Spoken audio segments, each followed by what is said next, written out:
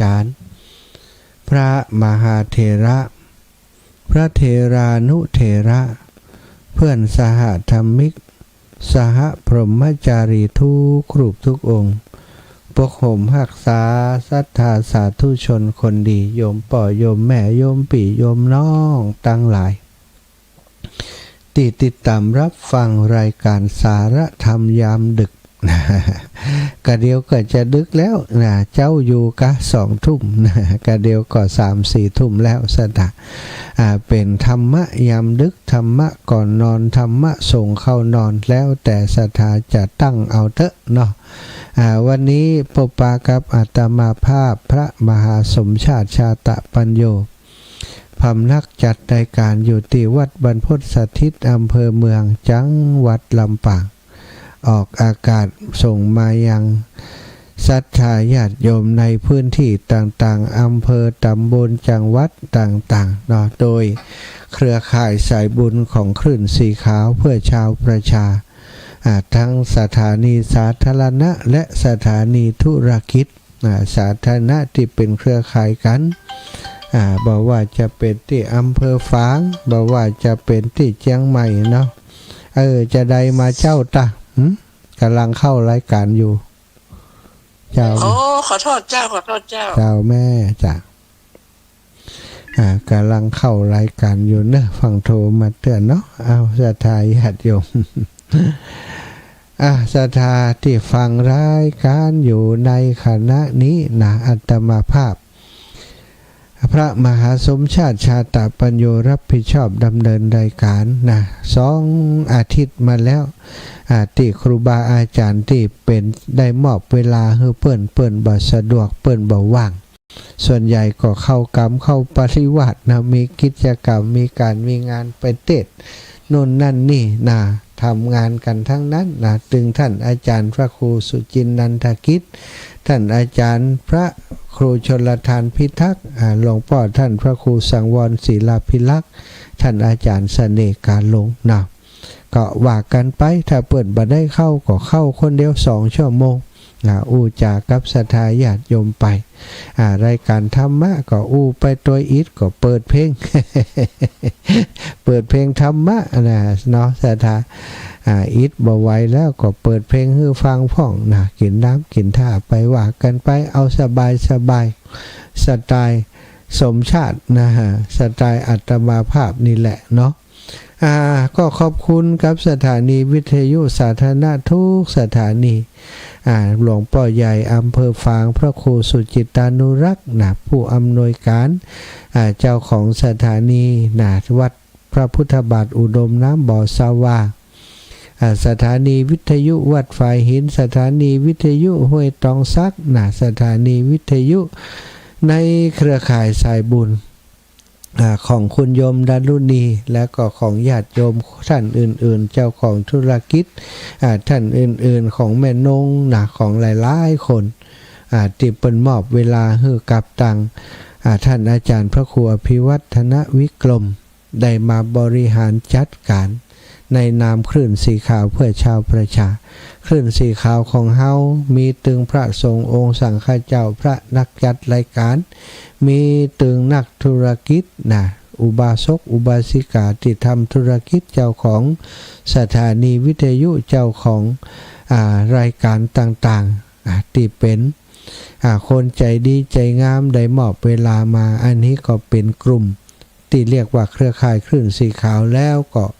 รวมถึงศรัทธาญาติโยมป่อโยมแม่ที่อยู่ต่างบ้านต่างจองแล้วก็ฟังรายการอยู่ทุกคนทุกท่านถือว่าเป็นครอบครัวคลื่นสีขาวเป็นแฟนรายการคลื่นสีขาวทุกคนทั้งหมดนั้นเนาะศรัทธาวันนี้พบปะกันแล้วอาตมาภาพก็จะทำหน้าที่นั่งนั่งจาสนทนากับศรัทธาญาติโยมเป็นเวลา2 ชั่วโมงจะแบ่งเป็น2 ภาคนะภาคแรกนี้1 ชั่วโมงแรกนี้ก็จาสารธรรมไปตามปกตินะจากนี้ไปจนถึงเวลา20:45 นาทีโดยประมาณก็จะเปิดสายให้ศรัทธาออนแอร์โทรเข้ามาจาพูดคุยแสดงความคิดเห็นช่วงหนึ่ง ประมาณ10 กว่านาทีนะ10 กว่านาทีจากนั้นก็จะพักเบรกเบรกก่อนที่จะหมดช่วงหมดเวลานะก็คือก่อนจะถึง21 นาฬิกาสัก 4-5 นาทีจากนั้นก็จะเข้ารายการต่ออีกครั้งหนึ่งก็21 นาฬิกาประมาณ 4-5 นาทีไปจนถึง22 นาฬิกาก่อนแล้วก็ช่วงเบรกหลังเนาะ21 ถึง 21 นาฬิกา 45 นาทีก็จะเปิดสายอีกครั้งหนึ่งสำหรับคนติดตกหล่นจะอู้ยังบัดได้อู้จะโทรบอกนั่นบอกนี่บัดได้บอกสักกรรมก็บอกในช่วงนั้นใดเนาะช่วงนี้ก็คงจะมีเรื่องราวที่จะบอกกันอย่างเช่นเรื่องปฏิทินของหลวงปู่เรื่องจะให้หอมนู่นนั่นนี่เนาะ ในครอบครัวคลื่นสีขาวของเฮาครูบาอาจารย์พัฒนาอายังก็อยากจะให้ศรัทธาได้มีส่วนร่วมคนละเล็กละน้อยก็จะแจ้งบอกกันตามลำดับตามเวลาที่มีต่อไปเอาละพบปะกันแล้วทักทายขอบคุณนะโมทนาบุญกับทุกคนทุกท่านแล้วต่อไปก็จะได้นำสารธรรมมาสนทนามาอู้จาเป็นลำดับไปเนอะอนุโมทนาสำหรับเจ้าของสถานีทุกสถานีบ่ว่าธุรกิจและก็สาธารณะทุกคลื่นทุกความถี่ขอความสุขความสัสดีจงมีแก่ท่านทั้งหลายขอให้ท่านเจริญรุ่งเรืองในหน้าที่การงานประกอบธุรกิจก็คือได้เป็นไปด้วยความเรียบร้อยราบรื่นมีชื่อเสียงเป็นที่เคารพนับถือของเทวดาและมนุษย์ทั้งหลายได้บุญอานิสงส์มีดวงตาหันธรรมของพระสัมมาสัมพุทธเจ้าตามที่ปรารถนาไว้นั้นด้วยเถิ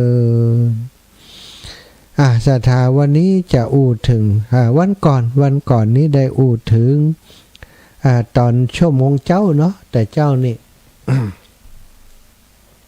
อาตมาได้อู้ถึงเรื่องการเป็นคนตรงต่อหน้าที่นะตรงต่อหน้าที่มีหน้าที่อะไรยังนะรับผิดชอบหน้าที่สมกับที่ได้รับมอบหมายในหน้าที่ตำแหน่งนั้นๆทุกคนก็จะมีหน้าที่ที่แตกต่างกันไปแล้วแต่ละคนก็มีหน้าที่หลายหน้าที่หลายบทบาทในแต่ละวันแต่ละช่วงเวลาแต่ละช่วงของชีวิตศรัทธาญาติโยมทุกคนก็จะต้องมีหน้าที่ของตัวเองความเป็นคนตรงต่อหน้าที่รับผิดชอบต่อหน้าที่ก็ย่อมจะทำให้บุคคลคนนั้นเจริญก้าวหน้าในหน้าที่การงานเป็นชาวพุทธถ้าเฮามีเข้าใจเฮาเป็นคนตรงต่อหน้าที่ของความเป็นชาวพุทธศรัทธาญาติโยมซึ่งมีถึง20 กว่าประการหน้าที่ของชาวพุทธเคารพนับถือพระรัตนตรัยนอบน้อมต่อพระรัตนตรัยศึกษาเล่าเรียนมีความเข้าใจก็ปฏิบัติให้ทานศีลภาวนาเกิดขึ้นเนี่ยเป็นหน้าที่ในการจันลงไว้ซึ่งพระพุทธศาสนาปกปักรักษาธรรมนุบำรุงเผยแผ่พุทธศาสนานี้เป็นหน้าที่ของเฮาชาวพุทธทั้งหลายแต่ละบทบาทแต่ละหน้าที่ต้องทำควบคู่กันไปตามความสามารถของเฮาที่มีอยู่เนาะได้อูจากไปช่วงของตอนเจ้าตี 3นะตี 3ถึงตี 5นะ2 ชั่วโมงแต่เจ้าได้พบปะกับศรัทธาญาติโยมไปรอบหนึ่งตอนนี้นะตะกี้ก็จัดรายการที่ในคลื่นของลำปางแล้วก็คลื่นของวัดฝ่ายหิน2 คลื่นเนาะลำปางและเชียงใหม่ที่ฟังได้ก็ได้อูจากันไปถึงเรื่องประวัติของพระอัครสาวกเบื้องขวาเบื้องซ้ายนะพระสารีบุตรพระโมคคัลลานะนะช่วงนี้ก็จะอูต่อเนื่องเนาะต่อเนื่องจากเรื่องตะเจ้านะเรื่องตะกี้นั้นจะเอาไปต่อวันพุก เป็นท่อนต่อไปวันพุกปุ้นนะแต่เรื่องวันนี้นี่ต่อจากตะเจ้าภาคตะเจ้าหน้าที่ต้องตรงต่อหน้าที่อันนี้นะก็เป็นตรงเหมือนกันเที่ยงธรรมอู้ถึงเรื่องความเที่ยงธรรมเรื่องความเที่ยงตรงที่คนเฮาจะต้องมีศรัทธาคงจะเคยได้ยินคำนี้อยู่บ่อย ว่าบ่มีความยุติธรรมบ่มีความเที่ยมธรรมจิตใจโลเลเอ็นเอียงนะสถาคงจะเคยได้ยิน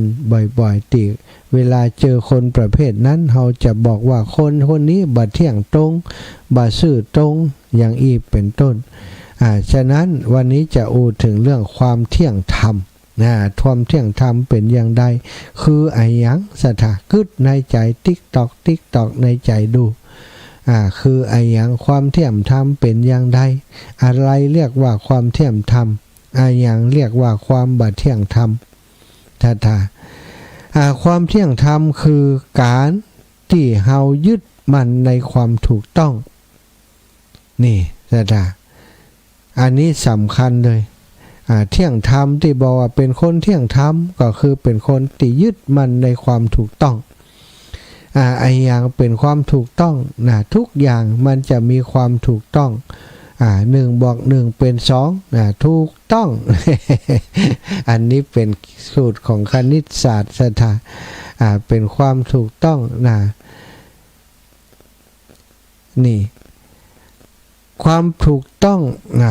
ความเป็นธรรมก็คือการบ่ลำเอียงบ่ลำเอียงคนเฮามักจะลำเอียงโดยอคติอคติ4ลำเอียงโดยความฮักความโลภความโกรธความหลงกลัวเขาจึงลำเอียงฮักเขาจึงลำเอียงอยากได้ของเขาจึงลำเอียงเนี่ยเป็นอคติตัดสินใจปฏิบัติหน้าที่ที่ตนมีอยู่อย่างถูกต้องเป็นกลางโดยความยุติธรรมแล้วก็สื่อตรงตามหลักการตามกฎหมายและก็ศีลธรรมทั้งต่อตนเองและผู้อื่นเพื่อให้เกิดความน่าเชื่อถือและเป็นธรรมในทุกสถานการณ์อันนี้เรียกว่าความเที่ยงธรรมความเที่ยงธรรมนั้นเป็นลักษณะอย่างอีกแล้วก็คนเที่ยงธรรมหรอศรัทธาญาติโยมใครคือคนที่ทำหน้าที่คือความเที่ยงธรรมเกิดขึ้นความเที่ยงธรรมโดยตัวของมันเองมันก็คือสิ่งที่ว่าไปแล้วแต่ว่ามันบ่มีประโยชน์อะไรยังถ้าความเที่ยงธรรมนั้นบ่มาอยู่ในจิตในใจของคนเฮาคือผู้ที่จะทำให้ความเที่ยงธรรมนั้นมันเกิดศรัทธาเมื่อความเที่ยงธรรมเกิดความสงบสุขของสังคมก็จะเกิดขึ้นการทะเลาะเบาะแว้งความบาดหมางอย่างต่างๆก็จะบ่เกิดขึ้นอย่างที่เฮาได้ยินข่าวสารต่างๆที่เกิดขึ้นในสังคมบอกว่าเรื่องระดับไหนนะสถานระดับหมู่บ้านระดับส่วนตัวหมู่บ้านบุคคลตำบลอำเภอเรื่องระดับประเทศชาติที่เกิดปัญหามันเกิดขึ้นนี้เพราะมันบ่มีความเที่ยงตรงบ่มีความเที่ยงธรรมมันมีคนกลุ่มหนึ่งที่บ่เที่ยงตรงที่บ่เที่ยงธรรมมักจะหาประโยชน์จากการใช้ความรุนแรงยังต่างๆที่ข่าวสารที่เฮาได้ฟังอยู่ได้ฟังว่าโอ้ประเทศไทยรังแกก่อนทำก่อนเปิ่นตรวจสอบพอแล้วบัดเดี๋ยวนี้ไผจะจุไผหลายไผโกหกไผทำได้ยากศรัทธาญาติโยมเพราะว่าไอ้หยังโลกนี้มันมีเรียกว่าดาวเทียมที่ถ่ายเหตุการณ์ต่างๆเหตุการณ์นี้เกิดขึ้นเวลาใดใครทำก่อนไผทำหลังนี่บ่ต้องมาอู้แล้วเปิดภาพวงจรปิดก็ฮู้แล้วเปิดดาวเทียมดูก็ฮู้แล้วไผเป็นคนยิงก่อนยิงหลังแต่คนบ่เที่ยงธรรมคนบ่เที่ยงตรงนั้นมันก็โกหกหมดเท็จไปจุหลายเปิ่นไปแต่ว่าสังคมโลกปัจจุบันจุกันยากถ้าจุต้องมีหลักฐานที่ชัดเจนถ้าจุนี่มันหาหลักฐานใส่ซะแต่ถ้าอู้ความจริงนี่หลักฐานมันมีอยู่เต็มตัวแล้วที่มันเกิดขึ้นนี่ก็ทำใจเอาเนอะศรัทธาญาติโยมบางคนอาจจะคิดว่าเฮาไทยนี่แกล้งเขาก้ายแต่ว่าส่วนใหญ่คนไทยก็เข้าใจอยู่เนาะเข้าใจว่าตอนนี้สถานการณ์ที่มันเกิดขึ้นนี่มันสุดที่จะทำใจแล้วสุดท้ายมันก็จะต้องใจแบบนี้เพื่อจะให้เกิดความเที่ยงตรงเที่ยงธรรมเกิดขึ้น เขาจะปล่อยให้เขามาทำร้ายประเทศเฮาติ๊กฆ่าทหารของเฮาติ๊กก็คงจะเปลี่ยนไปบ่ได้เนาะศรัทธาก็ต้องเอาคืนพ่องว่ากันตามเกมว่ากันตามเหตุการณ์ที่เกิดขึ้นเมื่อต้องการความเที่ยงธรรมก็ต้องในเรื่องใดๆก็ต้องมีความเที่ยงตรงในเรื่องนั้นๆมีความเป็นกลางเอาหลักการเหตุผลมาเป็นตัวตั้งความเที่ยงธรรมนี้เป็นสิ่งสำคัญในการที่เฮาจะปฏิบัติหน้าที่ต่างๆศรัทธาตรงต่อหน้าที่นะก็ต้องมีความเที่ยงธรรมตัวต้องยึดมั่นในความถูกต้องถูกต้องในที่นี้ต้องถูกต้องแม้ว่ามันจะบ่ถูกใจเฮาบ่เปิงใจแห้งนะบ่แป้งใจกาบ่ถูกใจศรัทธาบ่ถูกใจพระน้อยอย่างใดนะอย่างใดก็ตามต้องอยู่ในความถูกต้องบ่เอ็นเอียงบ่ล้ำเอียง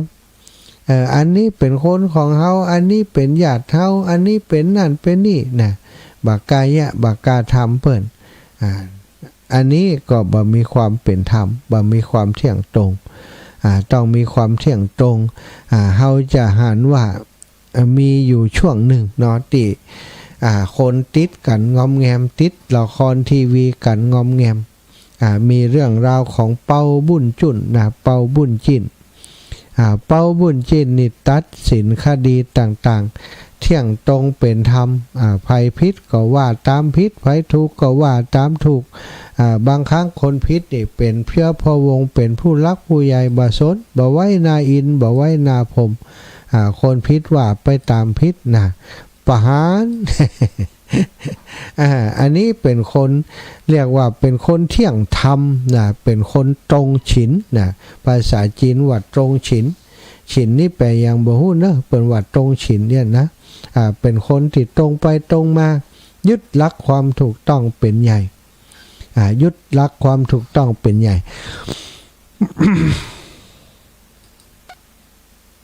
ฝ่ายที่ทำว่าถูกต้องเป็นเจ้าใหญ่ในโตขนาดไหนบ่สนใจเอากฎหมายเป็นหลักเอากฎมนเทียนบานเอากฎหมายเป็นหลักรังแกผู้น้อยช่อลาดบังหลวงนี่ศรัทธาก็ต้องลงโทษตามนั้นบางคนฆ่าผู้อื่นก็ลงโทษประหารนี่เปาบุญจินสั่งประหารมาเยอะสั่งประหารมาเยอะอาศัยความเที่ยงตรงเที่ยงธรรมศรัทธาจะหันว่าคนเที่ยงตรงเที่ยงธรรมนั้นมักจะได้รับยกย่องได้รับความเคารพนับถือยกย่องอย่างเปาบุญจินอูไผ่บ่ได้ก็อูเปาบุญจินนี่ละ มีความเที่ยงตรงชื่อเสียงของเพิ่นก็โด่งดังโด่งดังได้รับความไว้วางใจคือตัดสินคดีต่างๆคดีเล็กคดีใหญ่คดีที่คนอื่นบักกล้าทำแต่ท่านเปาบุญจินนี้ต้องทำแล้วก็เปาบุญจินนี้เปิ้นเอาหลักการและเหตุผลเอาเหตุผลเอาหลักฐานทำถ้าคนต้องจำนนต่อหลักฐานบัดได้กล่าวหาไผลอยๆต้องมีหลักฐานกว่าจะได้หลักฐานว่าใจย่อยเหมือนกันเนาะแต่ละคดีที่ท่านเปาทำต้องสืบสวนสอบสวนส่งจันเจ้ามาหั่นจันเจ้า แผงตัวเข้าไปไปเอาหลักฐานอย่างต่างๆได้หลักฐานครบหมดศรัทธาจึงจะชี้มูลความผิดเมื่อได้หลักฐานแล้วชี้มูลความผิดแล้วบอกว่าคนนั้นจะเป็นไผศรัทธาบอกไว้ทั้งสิ้นล้วนแต่ต้องถูกประหารถ้าทำผิดส่วนคนที่ถูกต้องก็ได้รับการปูนบำเหน็จคืนอิสรภาพฮือแม้กระทั่งจะถูกจับถูกขังไปแล้วก็คืนอิสรภาพฮือนี่เรียกว่าเป็นคนรักษาความถูกต้องรักษาความเที่ยงธรรมไว้ได้แล้วก็ทำให้สังคมสงบสุขศรัทธาคนเฮาคนที่รังแกผู้อื่นก็จะได้หวาดกลัวบอกกล้า คนที่ถูกรังแกถูกกลั่นแกล้งก็จะได้รับความเป็นธรรมบัดถูกรังแกอยู่อย่างนั้นได้รับความเป็นธรรมได้รับความ ได้รับการแก้ปัญหาแก้ไขปัญหาต่างๆได้ในที่สุดแล้วในเมืองไทยของเราก็มีตัวอย่างกว่าตัวอย่างหนึ่งที่เราได้ห่ำเฮียนเนาะศรัทธารุ่นอีป่อยอีแม่ทั้งหลายและรุ่นอาตมาภาพนี่ยังได้เฮียนอยู่เรื่องพันท้ายนรสิงห์นี่เนาะอันนี้ก็เป็นตัวอย่างของคนที่มีความเที่ยงตรงมีความเที่ยงธรรมในเรื่องเล่าก็บอกว่าท่านเป็นทหารที่ไว้วางใจของพระเจ้าเสือนะทหารใกล้ชิดเบื้องยุคลบาทของพระเจ้าเสือกษัตริย์ของกรุงศรีอยุธยาในสมัยนั้นปรากฏว่าท่านเป็นนายท้ายเรือตัวเนาะนายท้ายเรือคอยคัดหางเรือต่างๆนี่ไปถึงคุ้งน้ำนะที่มันคดเคี้ยวเลี้ยวรถแล้วก็กระแสน้ำเชี่ยวท่านก็ทำหน้าที่ในการคัดท้ายเรือแต่ว่ามันเป็นเหตุสุดวิสัยสถาญาติโยมมันมีกิ่งไม้โน้มลงมาตังน้ำนะคุ้งน้ำนั้นทำให้หัวเรือพระที่นั่งไปเกี่ยวกับกิ่งไม้หักลงมาซึ่งในกฎมนเทียนบานในสมัยนั้นไผก็ตามทำหัวเรือพระที่นั่งนะได้รับอันตรายหักหรือว่าอย่างไรนี่จะต้องถูกประหารชีวิตซึ่ง เหตุการณ์นี้เกิดขึ้นต่อหน้าพระเจ้าเสือหันเหตุการณ์อย่างนั้นก็บอกว่ามันเป็นเหตุสุดวิสัยส่วนพันท้ายนรสิงห์นี่ พอหัวเรือไปโจรอย่างอันปุ๊บก็กระโดดลงจากเรือถวายบังคมพระเจ้าเสือยอมรับโทษบอกว่าตัวเองได้กระทำผิดกฎมนเทียนบานอย่างใหญ่หลวงทำเรือพระที่นั่งทำหัวเรือพระที่นั่งหัก ขอพระองค์โปรดประหารชีวิตข้าพระองค์ด้วยเถิด พระเจ้าเสือก็บอกโอ้มันเป็นเหตุสุดวิสัยต่อให้เป็นเทวดาก็คงช่วยบ่ได้หรอกนะมันคุ้งน้ำมันแคบแล้วกิ่งไม้มันอยู่อย่างอี้จะลบไปทางใดนะแม้แต่เฮาเองก็หันว่ามันเป็นเหตุสุดวิสัยบ่สามารถจะลบหลีกได้ต่อให้เป็นไผก็ต้องเจอสถานการณ์แบบนี้เธอมีความผิดอย่างหรอกพันท้ายนรสิงห์มาขึ้นมาทำหน้าที่เหมือนเดิมหัวเรือหักมันก็ไปได้อยู่โลจะเป็นอย่างไปแต่พันท้ายนรสิงห์บอกว่าไม่ได้พระเจ้าค่ะกฎมนเทียนบานกฎหมายเป็นกฎหมายข้าพระองค์ไม่เสียดายชีวิตแต่ข้าพระองค์ต้องการรักษากฎหมายให้มันเป็นสิ่งที่เที่ยงธรรมถูกต้องตลอดไปในเมื่อกฎหมายบอกแบบนี้ข้าพระองค์ก็จะต้องรับบัญชาตามกฎหมายนั้นพระเจ้าเสือก็บอกว่ามันบัดใจความผิดบอกแล้วบอกแหมเอาอย่างอีเอาอย่างเงี้ยอย่างอีก็แล้วกันเอาปั้นหุ่นขึ้นมาเอาเหมือนเธอเลยตัดคอหุ่นท่านก็จบคือมันแล้วไปเหี้ยว่าเธอก็มาทำหน้าที่ต่อพระเจ้าเสือเสียดายฝีมือของพันท้ายนรสิงห์แต่พันท้ายนรสิงห์เป็นคนติดตรงจริงๆศรัทธาญาติโยมถึงกันนั้นก็บ่ยอมบอกว่าไม่ได้พระเจ้าค่ะข้าพระองค์ต้องรับผิดชอบอย่างเดียวพระองค์ทำแบบนั้นบ่ได้พระองค์เป็นพระราชาพระองค์เป็นผู้รักษากฎหมายพระองค์จะต้องปฏิบัติตามกฎหมายพระองค์มีคำสั่งมาแล้วท่านี้มันบ่อยู่ในกฎหมายมันบ่อยู่ในกฎมนเทียนบานมันบ่อยู่ในกฎระเบียบนี้ข้าพระองค์ก็บ่ว่าอย่างแต่นี้มันมีกฎไว้ พระองค์จะต้องปฏิบัติตามนั้นพระเจ้าค่ะสุดท้ายนะพระเจ้าเสือบ่ฮู้ใจยะอย่างใดก็จำใจคือเพชฌฆาตประหารชีวิตพันท้ายนรสิงห์พระองค์ก็เสด็จกลับพระราชวังไปโดยความน้อยพระทัยบ่สามารถช่วยชีวิตของทหารเอกของพระองค์ได้นี่ศรัทธาญาติโยมก็แสดงฮือหันถึงว่าบางครั้งนี่บางครั้งเนาะแม้จะอารุ่มอร่วยกันโดยความรักโดยคิดว่ามันบ่ผิดแต่ว่ามันมีกฎอยู่ก็จะต้องปฏิบัติตามกฎนั้นในที่สุดในกรณีเรื่องนี้ก็เป็นตัวอย่างอีกเรื่องหนึ่งที่จะหันว่าผู้น้อยนะมีความเที่ยงตรงมีความเที่ยงธรรมยึดถือความถูกต้องเป็นหลักบ่ลำเอียงบ่มีอคติบ่ได้กลัวบ่ได้กลัวตายบ่ได้กลัวตายเลยนี่ก็จึงทำให้ชื่อเสียงของพันท้ายนรสิงห์ได้เป็นที่ประจักษ์แก่คนไทยมาจนทุกวันนี้เนี่ยศรัทธาญาติโยมทั้งหลายถ้าคนที่มีความเที่ยงธรรมคนอื่นก็จะรู้จักและก็เชิดชูบูชาคนที่บ่มีความเที่ยงธรรมบ่มีความเป็นธรรมมีแต่ความลำเอียงมีแต่อคติปฏิบัติหน้าที่บ่เป็นกลางบ่ยุติธรรมบ่ซื่อตรงตามหลักการตามกฎหมายตามศีลธรรมทั้งต่อตัวเองและต่อผู้อื่นก็จะเกิดความเดือดร้อน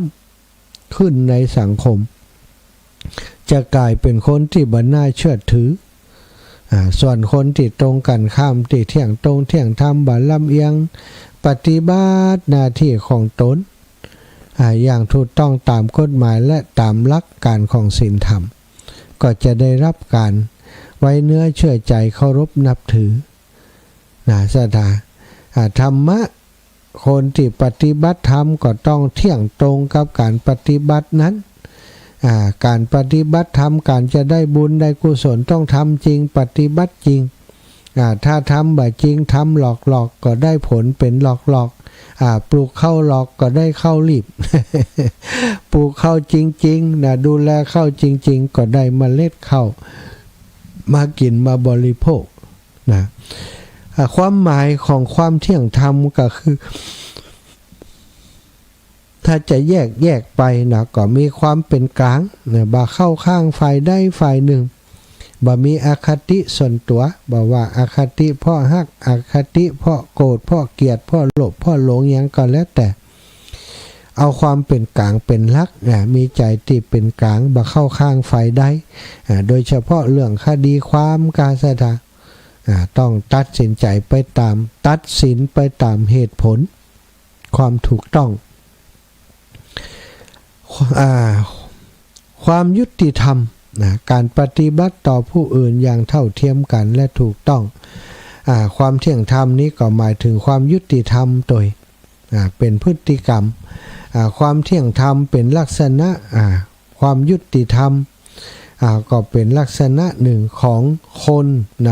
คนที่มีหลักการในชีวิตคือมีความซื่อตรงปฏิบัติหน้าที่อย่างซื่อตรงไปตรงมาบ่บิดเบือนบ่บิดพลิ้วคนอย่างนี้จะทำให้สังคมประเทศชาติเจริญรุ่งเรืองเจริญก้าวหน้าแต่ว่าคนอีกประเภทหนึ่งก็คือคนที่บ่เที่ยงธรรมคนบ่เที่ยงตรงคนบ่เป็นกลางคนบ่ยุติธรรมคนบ่ซื่อตรง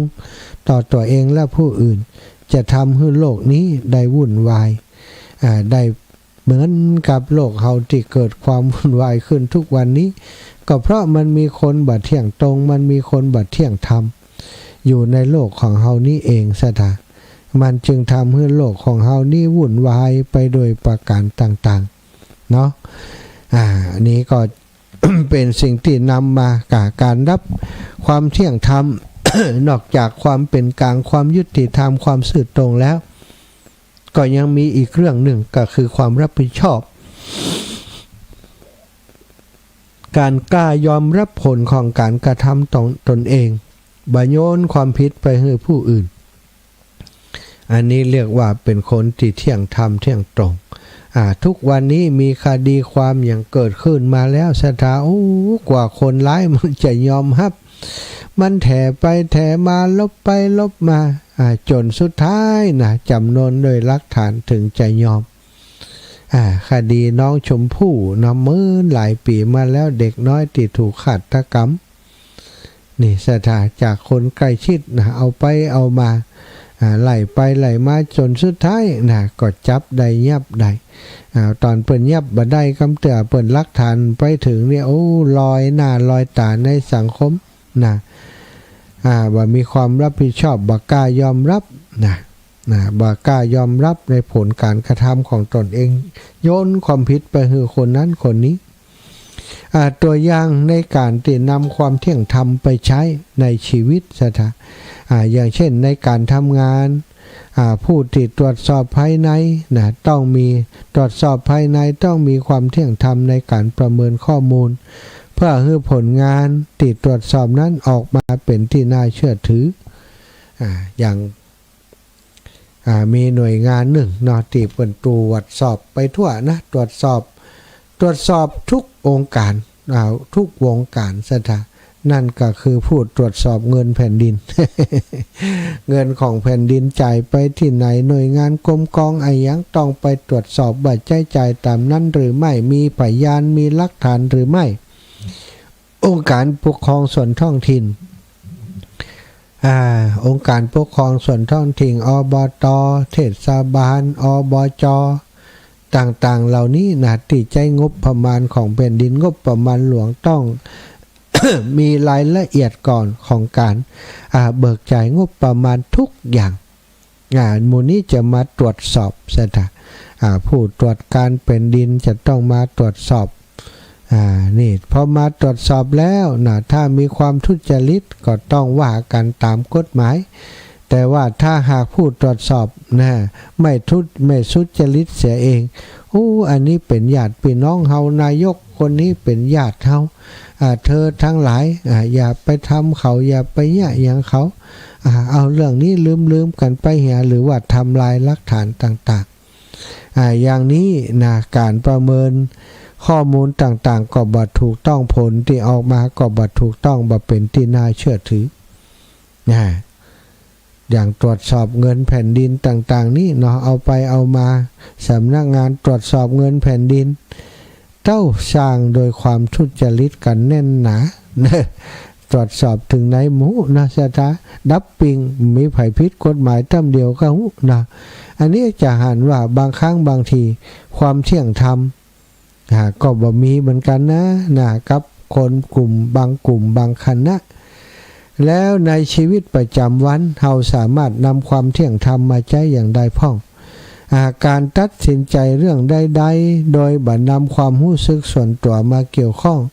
แต่ยึดหลักเหตุผลและความถูกต้องเป็นหลักอันนี้คือสิ่งที่เราสามารถนำความเที่ยงธรรมมาใช้ในชีวิตประจำวันของเราได้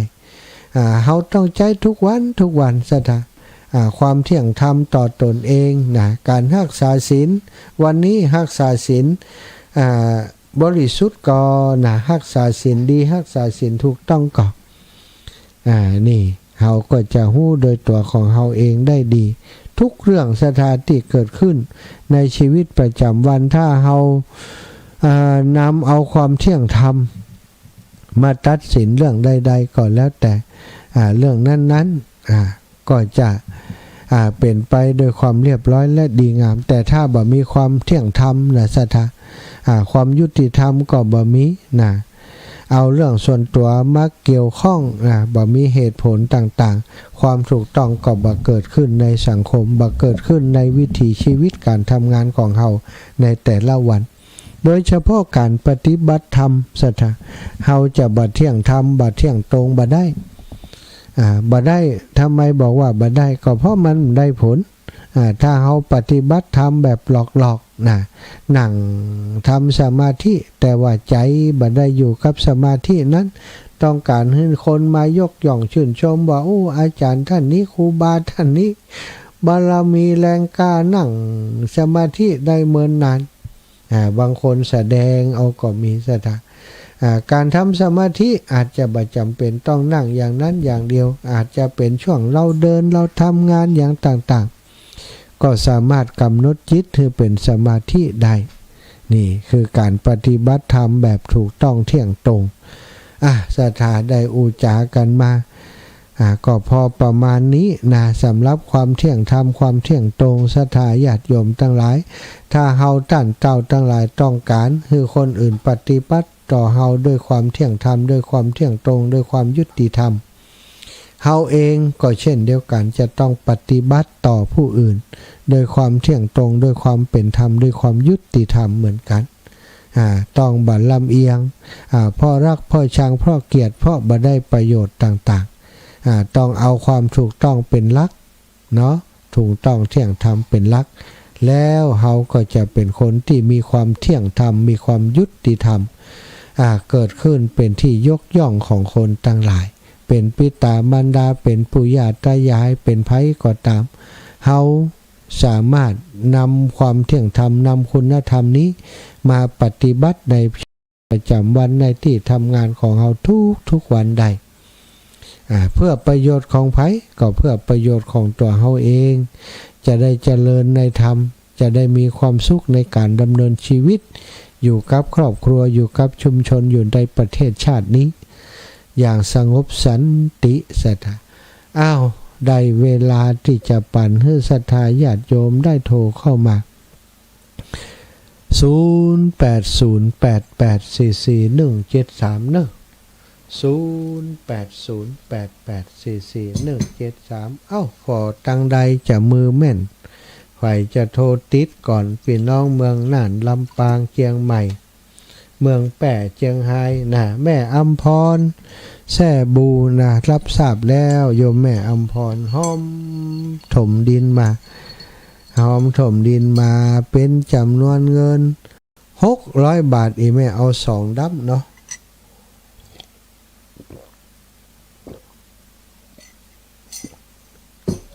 0808844173สถาญาติโยมโทรมาได้เลย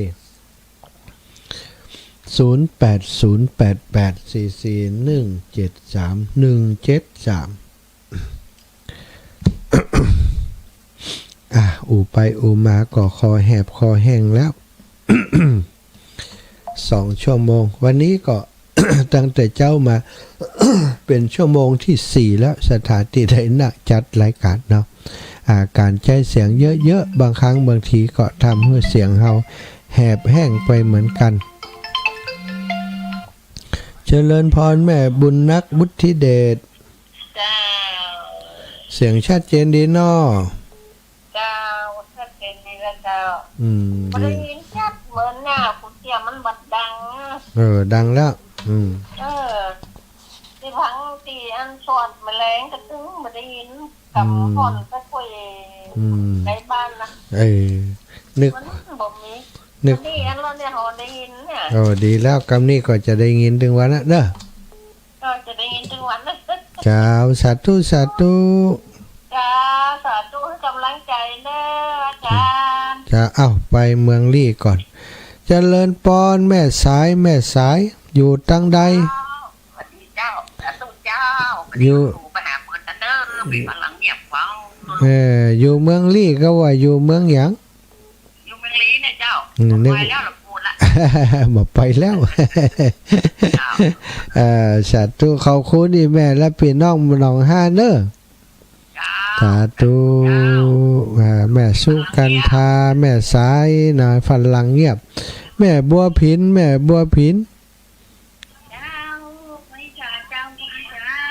หลานน้อยรับแล้วยังโอ้สาธุ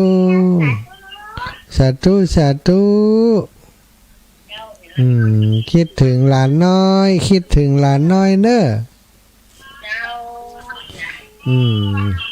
อยู่ดีมีสุขนะลูกนะ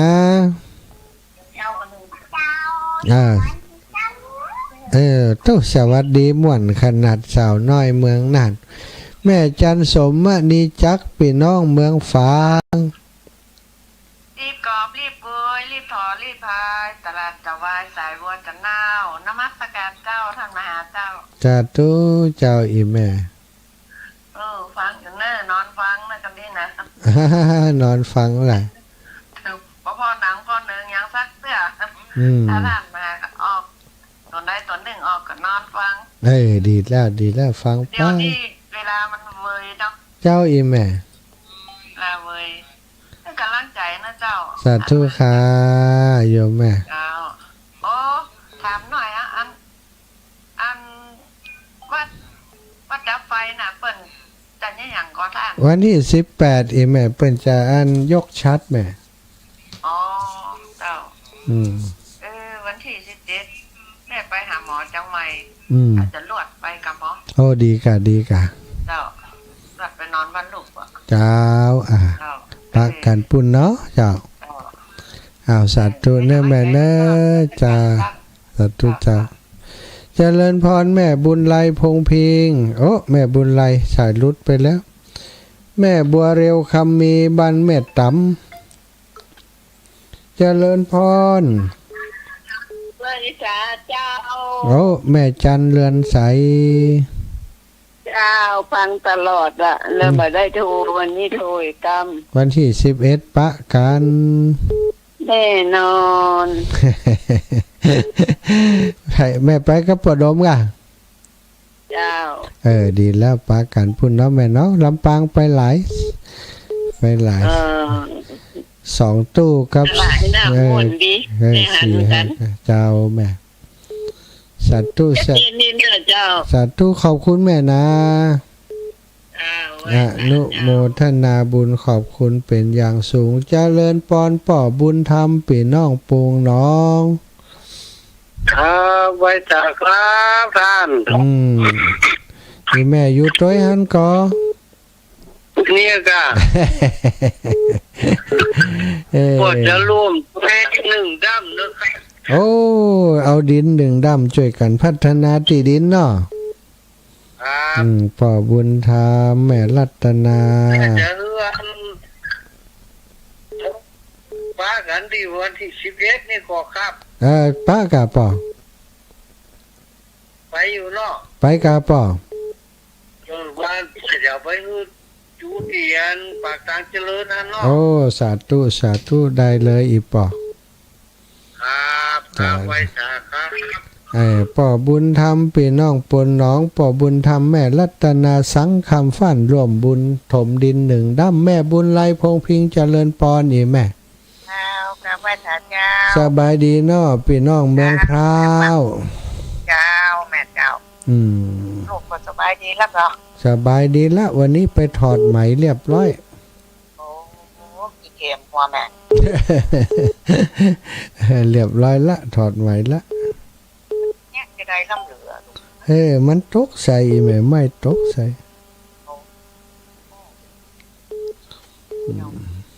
อันหลวงปู่ด้วยอันอย่างเราลูกอันเจ้าฟ้าลูกดีกว่า หลวงปู่เจ้าฟ้าลูกเดี๋ยวก็สั่งทำใหม่แล้วก็อันแม่ได้กินกว่าอันหรอวะถ้านี่ตะวันก่อนถ้าแม่ที่แม่โดนตะกางไปหอมลูกเนอะ เจ้าได้โยมแม่สาธุค่ะเจริญพรตุ๊ด1532แม่ปิดวิทยุก่อนเจ้า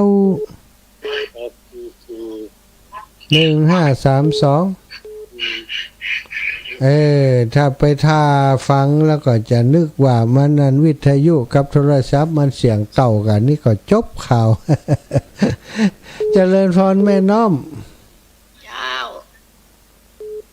แม่น้อมสุภาวงศ์สบายดีสบายดีเจ้าสบายดี11ป้ากันเนี่ยได้กินข่าวว่าอันตุ๊กปี้เติมเคยเจอก่อนตุ๊กปี้เติมเคยเจอก่อนฮะบ่ฮู้นะบ้านเดียวกันเหรอเติมใดอ่ะมันไม่น้อมกะบ่เปิ้นก็ฮู้จักเฮาก็กล้าเฮาถ้าหันหน้ากันก็ฮู้จักนึกงี้เฮานึกออกอ่ะได้ยินว่าอันมหาชมชาติเพิ่น ผ่านไปเนี่ยป้านะคะมันน้องไม่ถามเจ้าไอ้พุทธหูจักก่อน โอ้ เนี่ย หูจักหูจัก วันที่11บอกเพิ่นไปวัดป่าตางเจริญไปป้ากันเพิ่นเด้อ เพิ่นอยู่พูดแล้วเหรอเพิ่นอยู่ที่ลำปางแล้ว อ๋อเหรอ วัดอะไรอย่างน่าลืมไปอ่ะ วัดหยังอ่ะเดี๋ยววัดหยังหัว โอเค เจ้าแต่เตี้ยก็จะถามว่าวัดอะไรอย่าง เจ้าสาธุ มันปีกวันนี้เหรอ อ๋อล่ะเจ้า เจ้า สาธุนะแม่นะ เจ้า บุญรักษาเจะถวายความเคารพหลวงพ่อบุญมีสุขกามโม ครับคือปอสองลำเด้อ เอาดินแหมละ ครับ บ่เอาทานแต่เอาดิน ครับ หลวงพ่อบุญมีมได้จะมาลำปางนี่นานนะไปไหนมีงานเช็ดจ้ะ ฮะงานเสร็จแล้วล่ะ ครับ สองด้ำเนาะ ครับ แอวปากทางเจริญด้วยกันก็ได้นะวันที่11นี่ มาทันละ ตันนะเนาะงานหนักเนาะ งานนะครับ เป็นอย่างเน้อหลวงพ่อเน้อ ครับ บุญรักษาหลวงพ่อหลวงพ่อบุญมีเจะเลิญพรอีแม่ เจ้ากับแม่สาวเจ้า แม่เลนู เจ้า วันที่11ปากันนะ เจ้า ปากันปากตังเจริญ เดี๋ยวจะหอมขี้ดินสัก100 ซาวนะเจ้า หอมดิน ที่วัดปาทางเจริญนะเจ้า หอมดิน100 ซาวกะ เจ้า แม่เลนูทำไมต้อง100 ซาวอ่ะ 120กะ โอเคสาธุแม่นะเจ้ากับแม่สาวเจ้า บุญรักษาอีแม่เด้อเจริญพรแม่เพนคนสู้ชีวิต เจ้าแม่สาวเจ้าทำอาหาร เจ้า แม่สาวเจ้าแสงไฟสว่างตาแสงธรรมะสว่างใจสว่างตาได้แสงไฟสว่างใจได้แสงเข้าแสงธรรมเจ้าฟังชัดเจนเด้อทำอาหารเด้อ เจ้าชัดเจนดีนะ ส่งข้าวที่ไปเติมชื่อไปบนส่งอยู่ว่า4 หมด 9เจ้าก ะทุปีที่ว่ากี้นะ มันน้องเหมือนรู้จักชื่อแต่เป็นทุนส่ง บุญส่งบ้านสีหมดเก้าแหละ เจ้าไม่ทำอาหารกันเป็นกะ ล่ะเปิ่นอยู่พุ่นกะ เจ้าอยู่เจ้านี่เป็นมาอันนี่กะที่วัดอันสแกงนี่กะ อ๋อเหรอดีกะ อยู่เนาะสารจ้า โอ้สีหมดเก้าหุ้นจ้ากะวันผูกก็จะไปบินทบาทสีหมดเก้านี่ จ้าส่งนึกเป็นเด้อ สาธุเจ้าแม่ เจ้าวันศาสตร์เจ้าชัดเจนที่กำลังจัดเจ้าวันศาสตร์เจ้า เจริญพรแม่ก้อมใจค นมัสการท่านโอวิทยุรู้ท่านบ่ได้ฟังหลายวัน ำอ๋อรู้ล่ะกำลังไปสืบเลยอันวิทยุมาบ่ได้ฟังตัวเจ้าดีแล้วดีชื่อใหม่แล้วเนาะ แล้วถ้าอันแข่งอันเนี่ยส่งตั้งเงาบ่ค่อยดีนะท่าน อ๋อล่ะเจ้าได้รับทราบไว้เสื่องทรงตั้งเงาบ่ค่อยดีอาจจะเป็นบางจุดเนาะที่มันดีถ้าบัดดีแต่นี่โยมแม่ถึงเดือดร้อนละโยมแม่ครูอาลีพันธ์ศรีวิริยะไม่จะแจ้งมาละแม่บัวคำเมืองฝาง ไว้สาเจ้า เจริญพร ว่าจะติดปาดเอาไปสมุงว่าจะ ชั่วโมงนี่ เจ้า ผมให้กด15 นาทีหาว่าชั่วโมง มันเหมือนกัน วันที่4จะไปเมืองฝางแหมแล้วนี่ ที่ไหนเนี่ย ห้วยงูในจะไปวางศิลาฤกษ์อันสร้างเจดีย์อ่ะ ไกลอยากมุ่งเป็นยังไปถึงได้ไปแล้วเหมารถไปแล้ววันที่4มุกลาเจ้าแม่มุกลาเนาะบุญบอกข้าจะไปถึงกันฮะจ้าไม่สบายดีเนาะสาธุเนอะสาธุจ้าเอ้าพี่น้องบ้านเดียวกันแม่ฉลาดแจ้ซ้อนไหว้สาท่านมหาเจ้าอีแม่ไปงานวัดไหนก็ไม่ได้ไปจะเปิ่นเนาะเดียวเนาะเอ้ยแน่มาแล้วมีไฟมาส่ง มันสบายเห็นตัวเอง บ่สบายเจ้า ออกตุ่มก็ออกนี่ โอ้ตุ่มอีสุกอีใสกะกำลังออกกะ เจ้า เนี่ยบุญรักษาอีแม่เนอะ เจ้าสาธุเจ้า ศรัทธาสายนี้สายสุดท้ายเดี๋ยวจะพักก่อนแม่แก้วกันทะวัง ว่าสาเจ้าฟังอยู่เด้อ เจ้าอีแม่ ฟังนี่ก็หูกี่รอบพนันมาตานไป โอ้เต็ก เด็กก็ว่าหอทีละ เต็กเต็มหัวที เด็กก็ไปซีดสายไป สายมันติดสบายดี ฟังอยู่เด้อ จ้าอีพ่อก็รับเจ้ากะ นอนฟังกันฮะล่ะ ดีแล้วบุญรักษาแม่เด้อ ว่าสาเด้อ สาธุค่ะศรัทธาญาติโยมเจ้า ว่าสา ศรัทธาญาติโยมช่วงนี้ขออนุญาตพักเบรกนะพักเบรกสัก5 นาที10 นาทีก็ว่าไปเนาะฟังไอ้ยังดีฟังเพลงหยาดน้ำตาพระอานนท์เพลงนี้ม่วนดีศรัทธาชอบฟัง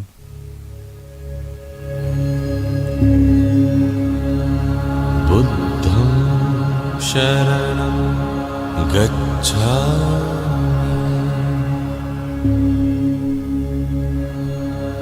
धम्मं शरणं गच्छामि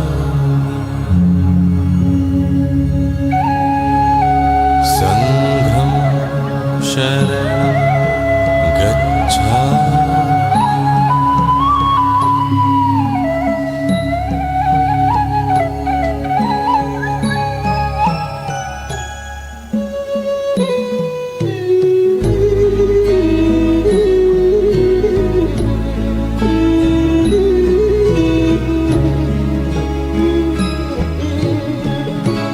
พระอานนท์ออกมาข้างนอกแล้วยืนแอบสะอื้นกล้ำกลืนทุกโทมทวี องค์พระมุนินจะสิ้นแล้วแต่เรานี่อาสวามีสิ้นไป องค์พระบรมครูจะทอดทิ้งเราให้อยู่อย่างเดียวดายนับแต่วันพรุ่งนี้ไม่มีได้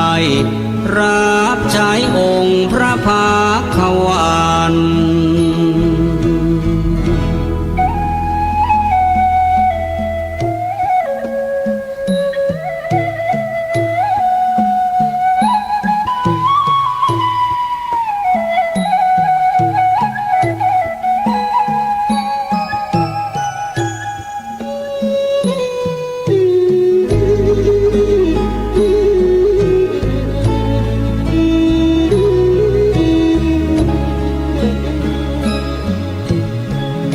อานนท์นี้จากผู้อาจทั้งถือบา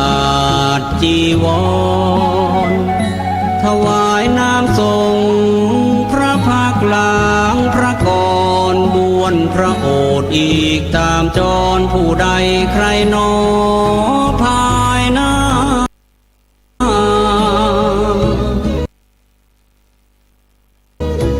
โอ้เราดังนกหัดบินแม่นกมาสิ้นสูญชีวา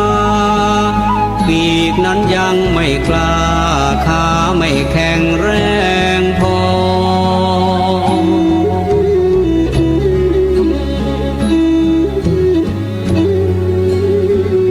ยังบินทลาต้องระวังรังรอปีกแม่แผ่คอยบินคลอได้พอหล่อเลี้ยงชีวาน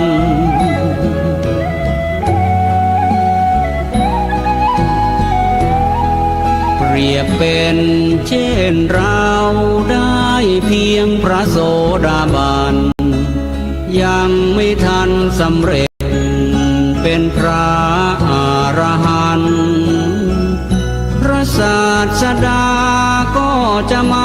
ปรินิพพานในราตรีนี้ไม่นานผ่านเลยลาลับลวงไป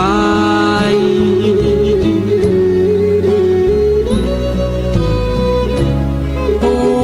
เราทำชันใดเมื่อสิ้นแล้วพระผู้ทรงชัยพระอานนท์กำสดน้ำตานองหยดรินไหลด้วยสุดจะฝืนสะอื้นยืนรำไห้โศกาอาลัยน้ำตาหลั่งไหลนองน้ำ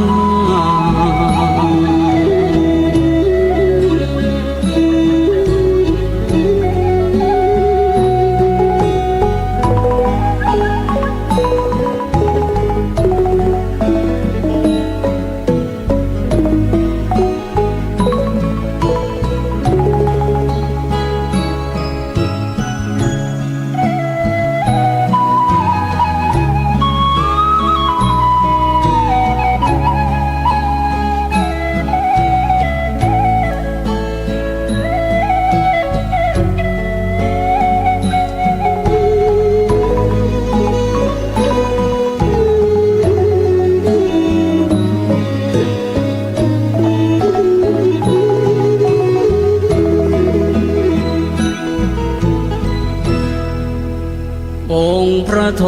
ศพลไม่เห็นอานนท์อยู่ในนั้นจึงตรัสถามว่าอานนท์ไปไหนกันพระภิกษุผู้รู้เหตุการณ์กราบทูลถวายไปว่าท่านพระอานนท์ไป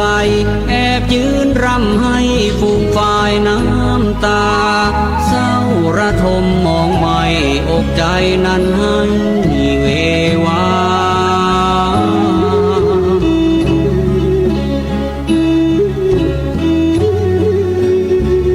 ยามใดสิ้นสูญพระดุลยศาสดาก็ดังชีวาพระอานนท์นั้นสิ้นไปกัจฉาสังฆังทราบความดังนั้นครั้นองค์พระทรงชัยให้ตามพระอานนท์มาใกล้แล้วย้ำทำให้ปลอบโยน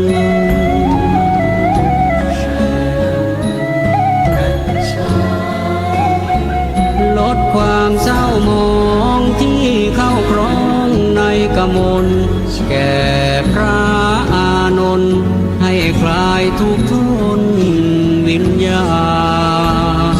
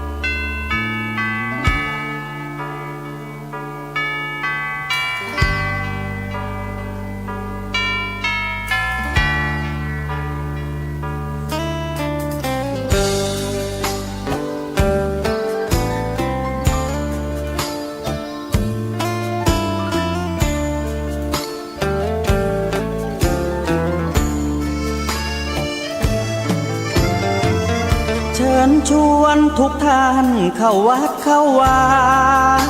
ฟังธรรมะจากหลวงตาเสริมชีวาให้สุขสดใสยึดมั่นหลักธรรม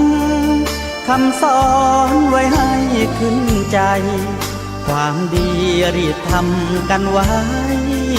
หญิงชายอย่าได้นายนี้เชิญชวนทุกท่านเข้าวัดเข้าวาทำบุญด้วยจิตศรัทธาบุญพาให้เราสุขีจะทำการใดนำใช้ในสิ่งดีดีทำบุญให้ทานวันนี้ไม่มีใครว่าใครชังสมัยก่อนประทับใจปู่ย่าตายายวันพระไม่เคยเบื่อหน่ายจำได้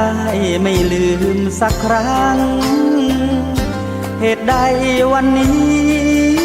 มีคนเข้าวัดน้อยจังอยากให้เหมือนก่อนอีกครั้งฝากความหวังกับคนรุ่นใหม่เชิญชวนทุกท่านเข้าวัดเข้าวารับศีลรับพรหลวงตาเสริมคุณค่าให้กับจิตใจกระทำความดีเรื่องนี้ไม่ต้องอายใคร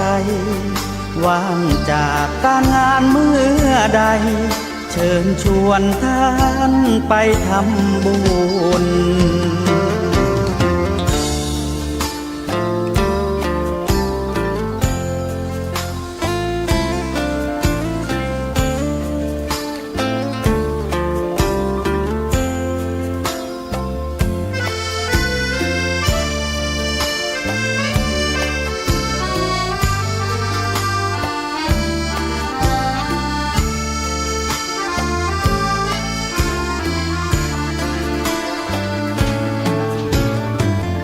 เชิญชวนทุกท่านเข้าวัดเข้าวารับศีลรับพรหลวงตาเสริมคุณค่าให้กับจิตใจกระทำความดีเรื่องนี้ไม่ต้องอายใครว่างจากการงานเมื่อใดเชิญชวนท่านไปทำบุญกระทำความดีเรื่องนี้ไม่ต้องอายใครฝากเพลงเชิญชวนหญิงชายอย่าอายเรื่องการทำบุญ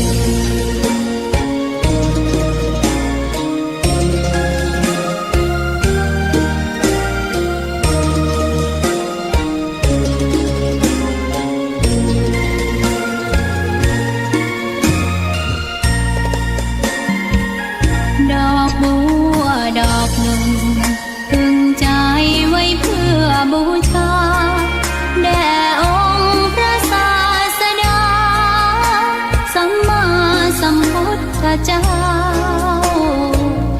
มีความงามเงียบไม่เปรียบเทียบเขาเทียบเราใครมองไม่งามช่างเขาแต่เจ้าก็คือดอกบัวด้วยความสัตย์ซื่อยึดถือความดีเป็นหลักใครรักไม่รักก็ไม่จมปลักมองมัวเมื่อโผล่พ้นน้ำก็เห็นความง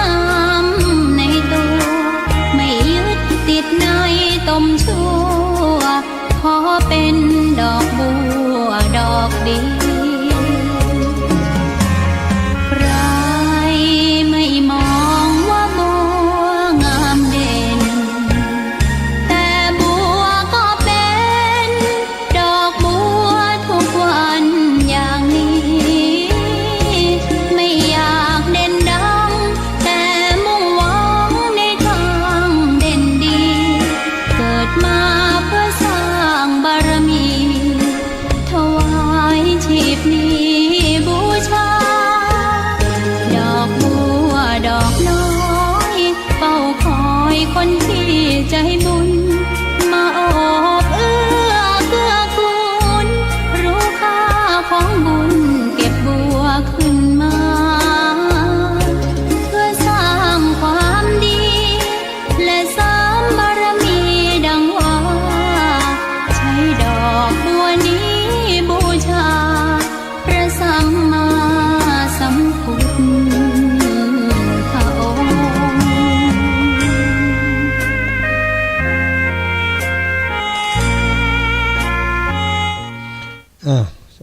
สัมมาสวัสดีสวัสดีก่อนจะรับจะนอนอีกรอบหนึ่งเนาะได้พักเบรกพักเสียงอาจจะเมินสักน้อย ต้องการให้ศรัทธาได้ฟังสาระธรรมจากเพลงเนาะเพลงธรรมะนี่มันมีสาระถ้าฟังแล้วก็เหมือนกับได้ฟังธรรมะโดยเฉพาะเพลงที่อาตมามักจะนำมาเปิดเข้ารายการเสมอเพลงดอกบัวจนหลายๆคนว่าเพลงอาจารย์สมชาติ ความจริงเป็นเพลงที่เปิ้นใจกันทั่วไปนั่นแหละเนาะครูบาอาจารย์รูปอื่นก็ใจเป็นเพลงที่เปิ้นครูบาอาจารย์ที่เปิ้นประพันธ์ขึ้นมาเป็นกลางๆเป็นตัวแทนของคนที่คิดดีทำดีพูดดีคนคิดดีทำดีพูดดีก็คือคนที่ทำคุณงามความดีต่างๆคนทำความดีต้องบ่หวังผลตอบแทนอย่างดอกบัวนี่เอาปูชาพระเจ้าเอาปูชาพระเจ้าถึงไผจะบอกว่าดอกบัวนี่เป็นของจำเป็นของบางงามอย่างอันโน้นอันนี้ดอกบัวก็บ่ได้หวั่นไหวบ่ได้เสียใจทำหน้าที่ปูชาพระเจ้าอย่างเดียวเนาะอย่างหมู่เฮาทั้งหลายทำหน้าที่ของความเป็นพุทธศาสนิกชนทุกวันนี้ทุกคนทุกท่านก็ต้องตระหนักดีแม้จะมีคนบอกว่าเขาสลับเป้าก็ดีแสวงบุญทำบุญติ๊กๆย่ำพอทุกเจ้าร่ำรวยกันเป็นชื่อตีชื่อยังมันก็เป็นบางรูปบางองค์ที่เป็นอย่างนั้นเนาะศรัทธาจะไปตีเหมาเข่งยกเข่งว่าจะเป็นอย่างเดียวกันหมดก็ไม่ใช่นะหน้าที่ของคนทำบุญก็ต้องรู้จักเหมือนกันการทำบุญกับวัดวาอารามองค์กรศาสนาต่างๆนะจะเป็นส่วนตัวก็ตามจะเป็นส่วนรวมก็ตามศรัทธาเฮาก็ต้องพินิจพิจารณาดูโดยเหตุโดยผลแต่บางครั้งบางทีคนช่อฉนหลอกลวงมันก็ทำแนบเนียนเหมือนกับมีกิจกรรมอย่างที่เฮาหันแล้วอย่างจะช่วยเหลือเติมเปิ้นแล้วเปิ้นก็สอนกลละเม็ดเด็ดพลายเอาเงินไปใช้ในด้านอื่นอันนี้ก็กรรมให้เว้นมันแหละเนาะในฐานะเฮาเป็นชาวพุทธก็ต้องมีหน้าที่สร้างบุญสร้างกุศลกันต่อไปคนที่ทำบาปอกุศลก็ได้รับผลของการกระทำของเขาบ่ต้องมีไผไปยะอย่างฮื้อเขาหรอกซะท่ากรรมที่ทำนั่นแหละนะจะเป็นตัวที่จะไปฮื้อผลแก่เขาเป็นความลำบากแก่เขาในสิ่งที่เขากระทำนั้นนะซะท่าบ่ต้องห่วงว่ากรรมจะบ่มีผลนะกรรมนี่มีผลทั้งด้านบวกและด้านลบนะด้านบวกก็คือกรรมดีก็จะให้ผลเป็นความสุขอกสุขใจสบายอกสบายใจส่วนกรรมชั่วก็จะทำให้คนนั้น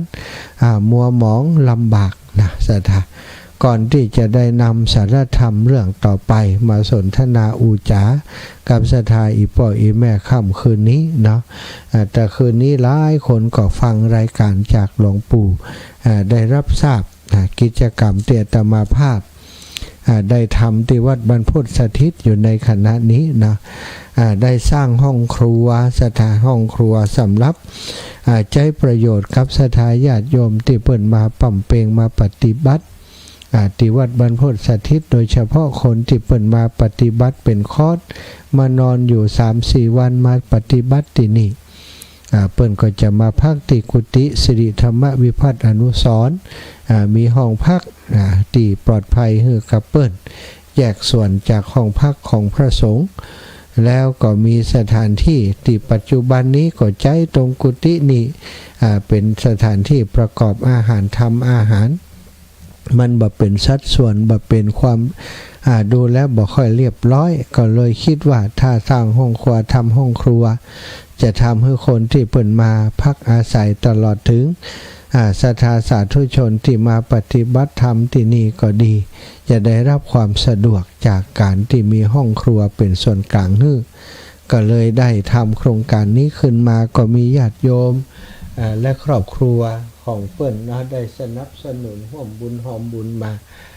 โยมน้องกนกพรนะกนกพรสายเขียวนะโยมน้องกนกพรสายเขียวพร้อมกับลูกหลานนะญาติลูกหลานของเปิ้นนะนายกนกนายกลจักรธนวิชัยกุลนางสาวปุญญนุชแสงนินนางสาวกันนิกาวรรณจักรนางสาวกนกพรสายเขียวได้ร่วมบุญร่วมกุศลกันถวายปัจจัยมาส่วนหนึ่ง 70,000 กว่าบาท73,740 บาทก็เอาเป็นเงินทุนต้นในการสร้างห้องครัวซึ่งก่อสร้างขนาด12คูณ4 5 6 12คูณ6 12 6 72 ตารางเมตรนะสถาน72 ตารางเมตรนะในพื้นที่ใช้สอยก็ถือว่ากว้างอยู่พอสมควรเพื่อจะให้มันดูสะดวกสบายมันโล่งโปร่งเนาะก็ได้ประกาศให้ศรัทธาญาติโยมได้มีส่วนร่วมกับตั้งเจ้าภาพเปิ้นเป็นเจ้าภาพเสาก็ดีเป็นเจ้าภาพกระเบื้องมุงหลังคาก็ดีเป็นเจ้าภาพอย่างต่างๆตอนนี้กระเบื้องมุงหลังคาก็ได้มาส่วนหนึ่งละเนาะยังบอกครบคำเตือนนะแต่ก็ทำกันไปแต่มุงแล้วละเนาะส่วนของการจ่ายเงินก็ค่อยทยอยจ่ายไปตอนนี้ก็ยังจะมีส่วนของการเทกันบอกไกยังก็เนี้ยไปเรื่อยๆเนาะมีเท่าใดก็ทำไปก่อนพอดีว่าช่วงวันก่อนท่านอาจารย์ใหญ่พระมหานพดลสุวรรณเมธีได้นำรถมาขุดเสาพุตติ้งสำหรับที่จะดึงสลิงของเสาอากาศสถานีวิทยุวัดบรรพตสถิตจะได้สถานีคลื่นใหม่ที่นี่ของเฮาอีกสถานีหนึ่งบริการที่ลำปางแห่งนี้ขุดเสาพุตติ้ง4 หลุมก็เลยถ้าคนขุดมันลึกลงไปเม็ดเสาเนาะเม็ดเสา1 เมตรคูณ1.20 เมตรเซนทาก็เลยคือรถขุดพอรถขุดมาเปิ่นก็เลยจ้างเป็นวันมาเกลี่ยดินที่ข้างเป็นที่จอดรถที่ข้างวิหารหลวงของวัดบรรพตสถิตที่ศรัทธาเคยมาร่วมบุญหอมบุญมาร่วมกิจกรรมต่างๆเนาะที่จอดรถก็บ่เพียงพอก็เลยขยับที่ตรงนั้นเพี้ยวพัดปัดกวาดเอาดินที่มันบ่เรียบร้อยเกลี่ยให้มันเรียบร้อยก็พอดีก็มีดินติเหลือดินติเหลือจากที่เปิ่นขุดเปิ่นปั๊บเนาะสถาอาตมาก็เลยขอท่านอาจารย์ใหญ่เอารถเป็นรถบรรทุกมาช่วยต่างเปิ่นก็เอากาต่างกาบรรทุก200 กว่าบาทพร้อมกับกาไถกาเกตกาปั๊บรวมกันแล้วก็เป็นต่อดำต่อการปั๊บทุกอย่างนั้นก็ประมาณต่อดำนี่300 บาท ก็เลยว่าโอเคเอาดินที่เหลือส่วนนั้นมาถมในพื้นที่ต่ำที่ข้างกุฏิสิริธรรมวิพัฒน์อนุสรณ์เพื่อเอามาถมห้องครัวหั่นโดยเพื่อเอามาถมลานข้างห้องครัวซึ่งสถานที่ตรงนี้จะได้สะดวกสบายเวลาศรัทธาญาติโยมมาจอดรถก็ดีมาทำกิจกรรมอย่างต่างๆเนาะมันก็สะดวกเหมือนกับเขาได้ซื้อที่ดินคือกับวัดเพราะว่าที่ดินที่บ่ได้ปรับบ่ได้ถมบ่ได้อย่างมันก็เป็นหลุมเป็นบ่อเป็นต่อเป็นอย่างต่างๆ อันนี้ก็ถมให้เรียบร้อย ตอนนี้ได้อูจาครับคนถมดินว่าจะใจประมาณสัก50 ลำเขาก็บอกว่าดินตรงนั้นก็คงมีพอดีที่จะเอามาถมตรงนี้อันนี้ก็เลยได้แจ้งให้หลวงปู่ทราบขอหลวงปู่เมตตาเป็นเจ้าภาพสักส่วนหนึ่งนะหลวงปู่ก็ได้อู้จาไปในรายการก็มีศรัทธาที่ฟังรายการที่หลวงปู่ได้อู้ไปได้โทรมาหาได้มาร่วมบุญหอมบุญก็ต้องขออนุโมทนาบุญขอบคุณทุกคนทุกท่านเป็นอย่างสูงแล้วก็คงจะร่วมกันคนละเล็กละน้อยนะ50 ดำก็คงบักเกินความบักเกินกำลังของหมู่เฮาท่านเจ้าทั้งหลายเต่าใดตอนนี้ก็ได้1 2 3 4 5 6 7 8 9 10 11 12 13 14 15 16 17 18 19 20ดำแล้วเนี่ยสตาเหลือแห่ม30เนาะอันนี้ก็อูเอิญเจิญจรประกาศบอกบุญกับศรัทธาพี่น้องอีป่ออีแม่ช่วยกันคนเล็กคนน้อยเนาะเหมือนเฮาได้เหมือนกับได้ซื้อที่ดินถวายวัดเฮาพัฒนาที่ดินจากที่ใจประโยชน์บ่ได้เต็มร้อยมาใจประโยชน์เพื่อเต็มศักยภาพเต็มร้อยได้ใจในกิจกรรมต่างๆของวัดวาอารามเฮาก็จะได้บุญได้กุศลไปด้วยกันเนอะของหลวงปู่ทราบว่าหลวงปู่ก็จะทำเจ้าฟ้าใบลากาหนาปันลมเนี่ยต่างๆที่วิหารหลวงของหลวงปู่เป็นไม้นะศรัทธามาตกลงมากิ่งอรุณตกลงมาลุ่มโอ้เป็นว่ามันพวกตั้งไหนศรัทธาหลวงปู่ก็เลยจำเป็นจะต้องทำใหม่ตอนนี้ก็ได้ประกาศศรัทธาญาติโยมก็คงจะรับทราบที่หลวงปู่ประกาศไปห่วมบุญหอมบุญด้วยกันคนละเล็กละน้อยเนาะบ่ได้ของเฮานี้คณะครอบครัวขึ้นสีขาวบ่ได้เป็นปอเลี้ยงเอียงคำติใหญ่โตเศรษฐีมหาเศรษฐีอันยังส่วนใหญ่ก็เป็นเจ้าบ้านเจ้าจองอีป่ออีแม่ทั้งหลายบางคนนี่ก็ได้ทำบุญก็เพราะมีเงินเบี้ยผู้สูงอายุนะพอได้เจ็ดทำบุญเล็กๆน้อยๆไปก็ต้องขออนุโมทนากับทุกบุญทุกคนเนอะที่ร่วมโดยช่วยกันสนับสนุนเป็นบุญเป็นกุศลมาเนาะก็ไว้ประกาศตอนท้ายๆก่อนแล้วกันช่วงนี้ขออนุญาตนำสารธรรมมาสนทนาอุจา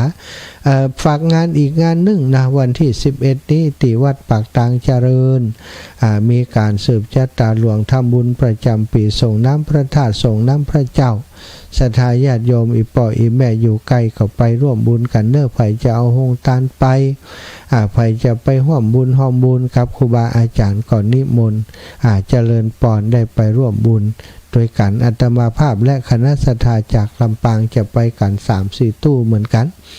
ไปแสวงบุญไปแอวไปสนับสนุนคือกำลังใจครูบาอาจารย์และศรัทธาคลื่นสีขาวของเฮาเป็นน้ำหนึ่งใจเดียวกันเนาะศรัทธาแล้ววันที่18จะไปลืมวัดดับไฟเพื่อนจะดับภัยที่เชียงใหม่จะได้ยกชัดยกช่อฟ้าแล้ว16นี้ก็จะมียกชัดที่พุทธคยาที่พุทธมณฑลเชียงใหม่เนาะวันที่11ที่วัดปากตางเจริญไกลที่ไหนไปที่หันเนาะศรัทธาปบปะกันเอาละเนาะได้ได้จากันเกี่ยวกับงานบุญพอและก็ได้นำสารธรรมมาสนทนามามาจาศรัทธาญาติโยมตั้งหลายคนเฮาไปหันเปิ้นมีเงินมีทองไปหันเปิ้นมีกินมีไว้นะบางคนก็จะบอกโอ้เปิ้นเป็นคนมีบุญเปิ้นบ่ต้องทุกอยากกันไอ้ยังนะคนนั้นมีบุญคนนี้มีบุญอาจารย์ได้บวชเป็นทุเจ้าอาจารย์มีบุญนะส่วนใหญ่เขาก็จะอู้กันว่า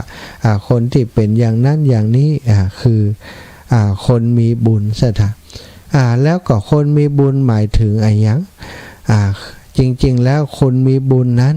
เปิ้นหมายถึงคนที่มีคุณธรรมคนที่มีคุณงามความดีคนที่มีความงามทั้งกายทั้งวาจาและทางใจโดยเห็นได้จากลักษณะการกระทำของจิตใจเช่นคนที่มีบุญนั้นก็มักจะช่วยเหลือผู้อื่น คนมีบุญนั้นมักจะเป็นคนมั่นคงในการรักษาศีลคนมีบุญนั้นมักจะเป็นคนที่หู้ทานอย่างสม่ำเสมอทำทานอย่างบริสุทธิ์คนมีบุญนั้นการมีบุญจะช่วยป้องกันคุ้มครองเขาในยามที่มีภัยส่งเสริมให้ชีวิตเจริญก้าวหน้าเนี่ยอาตมาวันก่อนเนี่ยการทำงานเนาะได้รับบาดเจ็บไม่ตกใส่หัวคนก็บอกว่ามีบุญอาจารย์ ไม่ตกใส่หัวมีบุญที่บัดตายนะไม้เล่นบ่เล็กบ่เล่นหน้าสีตกลงมาสถาเล่นเอาหน้าผากแตกยิบ5 เข็มถ้ามันตกใส่กลางกำมอมตวบพอดีนี่อาตมาคิดว่าหลายตายคำที่ก็เลยเล่าเรื่องนี้ไปให้ศรัทธาญาติโยมได้รับทราบว่ามาดีมันบ่ห้าวกลางกำมอมมันถากที่หน้าผากถากไป5 เข็มศรัทธาก็บอกว่ามันมีอาจารย์มีบุญแท้ ก็คือบุญที่เราทำไว้มันช่วยปกป้องคุ้มครองยามมีภัยนักก็กลายเป็นเบาก็เป็นเบาวิวเบาก็เป็นปลอดภัยไปเลยก็มีเนี่ยศรัทธาฉะนั้นการเป็นคนมีบุญเป็นสิ่งก็จะต้องรู้จักในการทำบุญให้กลายเป็นคนมีบุญการทำคุณงามความดีต่างๆอย่างที่ว่าไปก็คือการรักษาศีลของคฤหัสถ์ญาติโยม5 ข้อศีลของคฤหัสถ์ญาติโยมผู้ปฏิบัติสูงขึ้นมา8 ข้ออุโบสถศีลถ้าเรารักษาอย่างตั้งใจรักษาจริงจังปฏิบัติตามจริงจังอย่างมั่นคงบังงอนแง่นคอนแคนตรงไปตรงมารักษาอย่างบริสุทธิ์พุทธผ่องศีลนั้นก็จะทำให้ศรัทธาญาติโยมมีกายวาจามีจิตใจที่งดงามศรัทธาคนที่มีกายมีใจมีจิตมีวาจาที่ไพเราะเพราะพริ้งมีตาที่สดใสงดงามมีกิริยาอาการที่อ่อนน้อมถ่อมตนจากการปฏิบัติของเขาจากการหื้อตานจากการรักษาศีลปฏิบัติดีเหล่านี้คนเช่นนี้จึงควรแก่คำว่าคนมีบุญเราจะสังเกตหันในสังคมในครอบครัวรอบตัวของเราแม้กระทั่งตัวอีพ่ออีแม่ตั้งหลายทุกคนทุกท่านถือว่าท่านเจ้าตั้งหลายเป็นคนมีบุญทำไมถึงเรียกว่าเป็นคนมีบุญอย่างแรกมีบุญที่เรามาเกิดในยุคสมัยนี้แล้วบังเอิญว่าเชื่อเป็นยุคสมัยที่การเผยแพร่พระพุทธศาสนาเข้าถึงได้ง่ายบอกว่าช่องทางใดโทรศัพท์ก็มีวิทยุรายการธรรมะก็มีเยอะสถาเปิดไปขึ้นใดสถานีใดเด็กนี่มีธรรมะกล่อมทุกคืนทุกสถานีตื่นขึ้นมาเพลงบะมีกะซอผ่องมีธรรมะผ่องธรรมะที่พระสงฆ์องค์สังฆเจ้าครูบาอาจารย์เปิดนำมาแสดงบางรูปบางองค์ทำขันธรรมะขันปรมัตถ์เปิดก็เอามาแสดงตั้งสถานีวิทยุทุกชั่วโมงไหลไปที่ไหนก็ปะเนี่ยแสดงว่าท่านเจ้าศรัทธาเจ้าทั้งหลายมีบุญที่เกิดมาในยุคนี้บุญที่ได้เกิดมาฟังธรรมได้อย่างสะดวกสมัยก่อนจะฟังธรรมเตี่ยถ้าบ่มีงานเขาดำกาถ้าบ่มีวันพระวันศีลบ่ได้ฟังวันพระวันศีลก็ต้องเป็นช่วงเข้าพรรษาถ้าอยู่บ่ได้นี่ก็มีการแสดงธรรมนอกจากมีประเพณีการโน่นนั่นนี่เนี่ยมีการนิมนต์พระสงฆ์องค์สังฆเจ้ามาเทศน์มาแสดงเฮาถึงจะได้ฟังธรรมถ้าบ่อันก็บ่มีโอกาสฟังธรรมแสดงว่าเฮาท่านเจ้าทั้งหลายเป็นคนมีบุญนะที่ได้เกิดมายุคนี้สมัยนี้แล้วสำคัญที่สุดเนี่ยการเกิดเป็นมนุษย์ก็ถือว่าเป็นบุญใหญ่การมนุษย์นี่มีน้อยกว่าสัตว์เดรัจฉานนะสัตว์เดรัจฉานนี่มีเยอะคนที่บ่ได้เกิดเป็นมนุษย์ไปเป็นสัตว์สิ่งหิ่งห้อยทั้งหลายนี่มีเยอะมากแต่เฮาท่านเจ้าทั้งหลายได้เกิดมาเป็นคนได้เกิดมาเป็นคนเป็นมนุษย์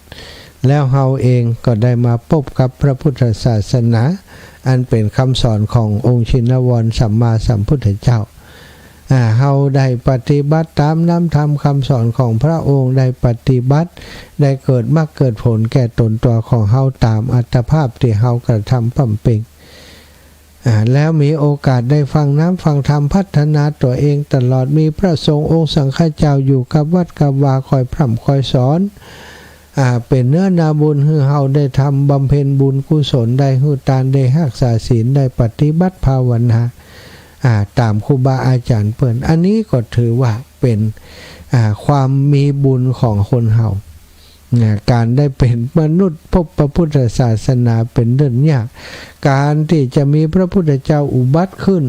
ในช่วงศตวรรษใดศตวรรษหนึ่งนั้นบ่ใช่เกิดขึ้นได้ง่ายๆซะท่าจะมีบางช่วงที่พุทธศาสนาสูญหายไปแม้กระทำคำว่าสอนคำสอนที่เป็นธรรมะทั้งหลายที่เฮาอู้กันนี่จะบ่มีไผอู้ถึงเลยศีลทานศีลภาวนาจะบ่มีคนฮู้จักในยุคหนึ่งสมัยหนึ่งยุคที่ว่างเว้นจากพุทธศาสนาจะเป็นยุคมืดจะเป็นยุคที่คนที่เกิดมาบ่ฮักกันบ่แปลงกันโคตรขี่ข่มเหงตีลันฟันแทงฆ่ากันเป็นพักเป็นป่าเป็นยุคมิคสัญญีที่โหดร้ายสถาญาติโยมเฮาทำบุญเฮาเป็นคนมีบุญเฮาได้มาเกิดในช่วงยุคนี้สมัยนี้ที่มันมีโอกาสได้สร้างสมคุณงามความดีกันนักหนาแต่ถ้าไปเกิดในยุคสมัยที่ว่านั้นก็ลำบากนะจะไปเกิดเนอะจะไปผ่านนาไปเกิดเนอะถ้าช่วงนั้นก็อยู่บนสวรรค์เหี้ย ว่าต้องลงมาเด้อนะที่มันลำบากก็ต้องลงมาเด้อก็มันเลือกมาได้นะเนาะศรัทธาถ้าหมดบุญแล้วมันก็ต้องลงมาลงมาก็ขอให้อยู่ในดินแดนที่มันมีเรื่องราวอย่างนั้นก่อนแล้วกันคนมีบุญส่วนมากก็แคล้วคลาดปลอดภัยลักษณะของคนมีบุญศรัทธาคือคนที่ควบคุมกาย วาจาใจได้คือสามารถควบคุมตนเองให้อยู่ในกรอบของคุณธรรมได้ทั้งกายทั้งวาจาทั้งใจนี่ทางกายก็เป็นคนที่มีจิตร่างกายมีการคารวะนอบน้อมศรัทธากายวาจาก็เป็นผู้ที่มีวาจาที่อ่อนหวาน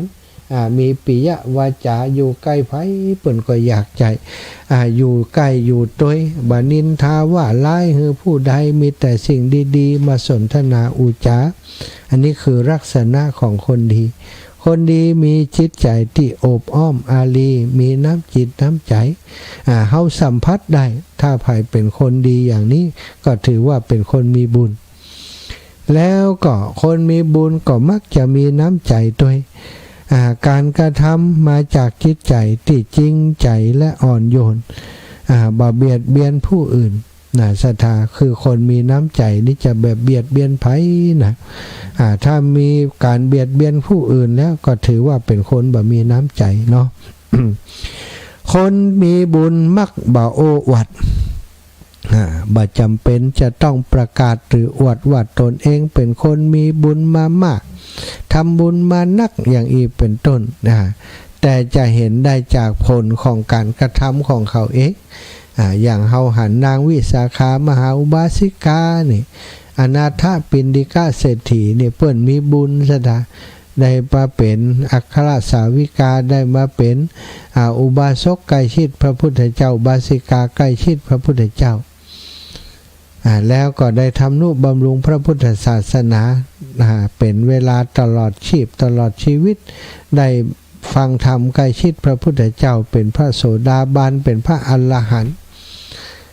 อันนี้ก็ถือว่าเปิ้นมีบุญจริงๆเนาะศรัทธามีบุญจริงๆชื่อเสียงเรื่องนามของเปิ้นเฮาก็ได้ยินจดจำมาจนถึงปัจจุบันนี้ของเฮานี่ตายไปแล้วจะมีใครจำชื่อได้กะเนาะ บ่เหมือนสาวกทั้งหลายแต่ที่เปิ้นมีชื่อเสียง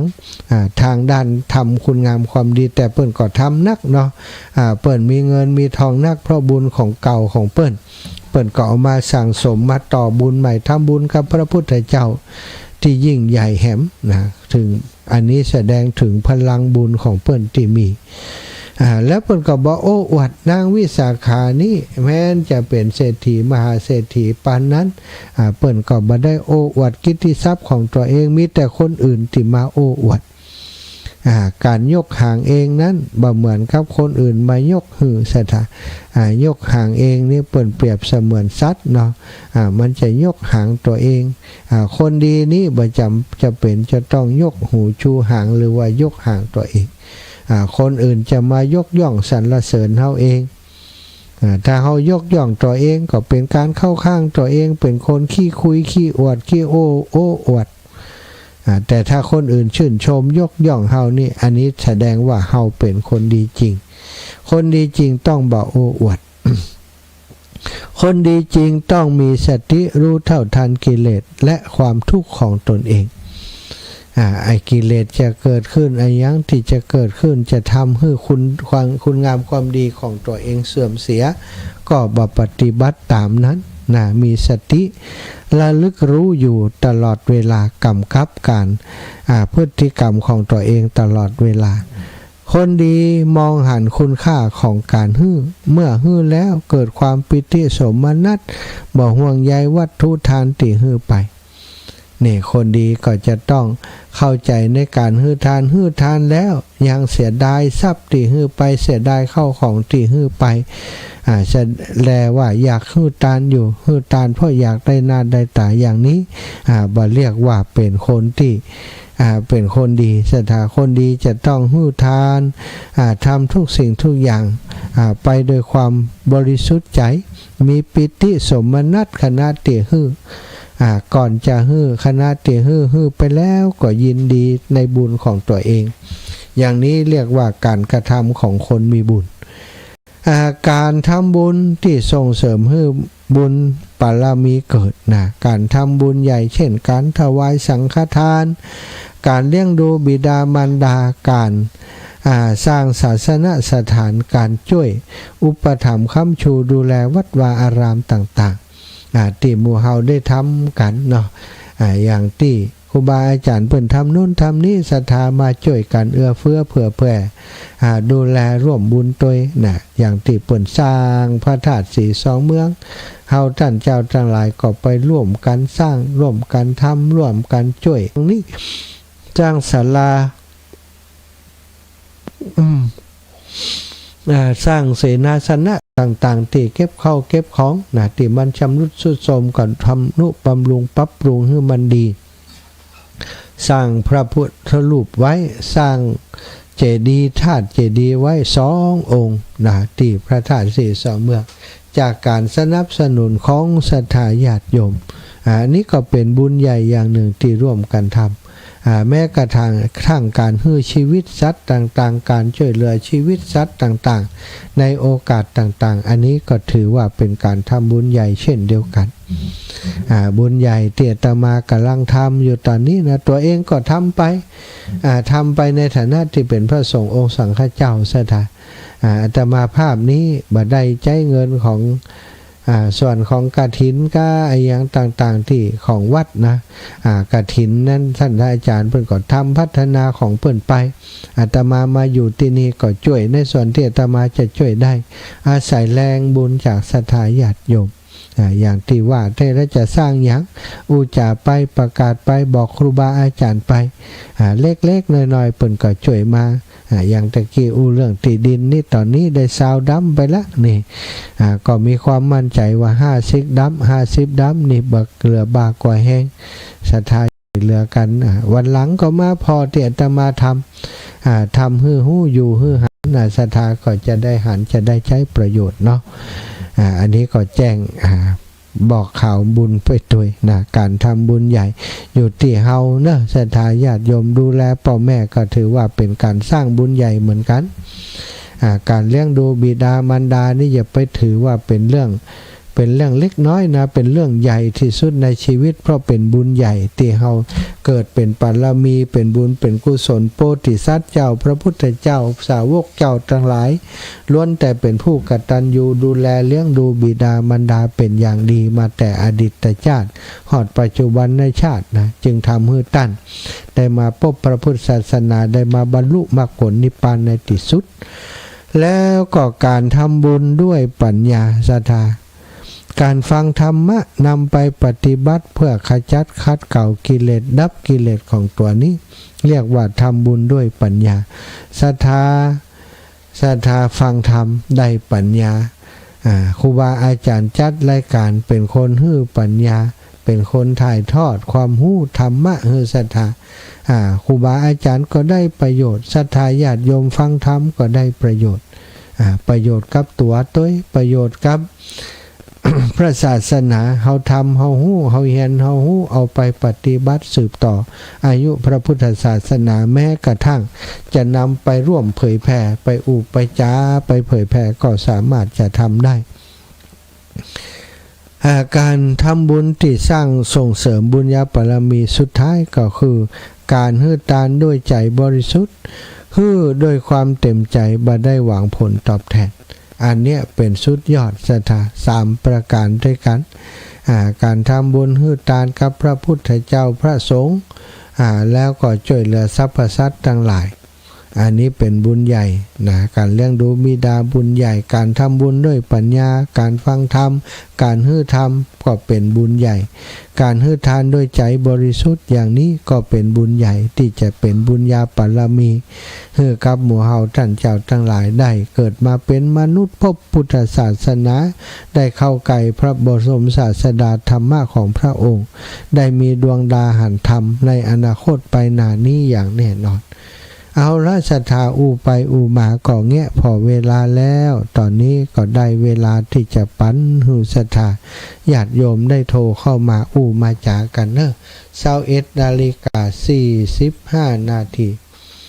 08088441730808844173ไผ่ที่ค้างสายบ่ได้โทรเข้ามาตะกี้แม่ยายพรโทรเข้ามาในจังหวะที่เวลาหมดเวลาพอดีก็ต้องปิดเสียงไว้ตอนนี้เปิดเสียงแล้วโทรมาได้แล้วเนาะช่วงที่ศรัทธายังบัดโทรกำเตื้อประกาศนะแม่ลัดดาอากาเรือนได้หอมดินมา1ดั้มนะแม่น้องสมจิตอินทรวิจิตร่วมบุญดินมา1ดั้มแม่สู่แก้วคำอ้วนดิน1ดั้มแม่บัวพัดกุหลัน1ดั้มสมควันใจน้อย1ดั้มแม่สีนวลวงชมพู1ดั้มแม่บัวเรียวชัยอุดแม่ถนอมแม่บัวลอยแม่บัวขี้นะ2ดั้มเนี่ย4คนแม่อมพรแส่บู2ดั้มแม่สีพันแม่โจสันทราย1ดั้มแม่ประพินหน่อแก้ว1ดั้มและแม่เพนนะลำปูน1ดั้มแม่อุไรวันอภิธัญญากร1ดั้มแม่ฟองแก้วจิตมัน100 บาทแม่การจนาชัยนลิน100 บาทแม่จันดีท้ามณี1ดั้มแม่เอ้ยบ้านใหม่วังมนไปสาเจ้านะอาจารย์เจ้าแม่แม่จานหอมไป1ดั้มเจ้าแล้วก็แม่ได้หลงไปเสียได้หลงไปคำเสียแม่ได้ก็ได้ได้ก็ได้นี่ตอนนั้นแม่เอ้ยกินยาเจ้ากินยาแก้ไขเจ้านี่มันหัวอยู่มันไข้ลับเจ้าแม่กินยามันถึงจังอันน่ะแม่จะเมาหัวไป1ดั้ม300นะเจ้าเนาะเจ้าอีแม่เจ้าเอา1ดั้มสัตว์ทุเจ้าแม่เจ้าให้กำลังใจนะเจ้าสัตว์ทุค่ะช่วยกันพัฒนาวัดวาอารามแม่สายพินกัลยา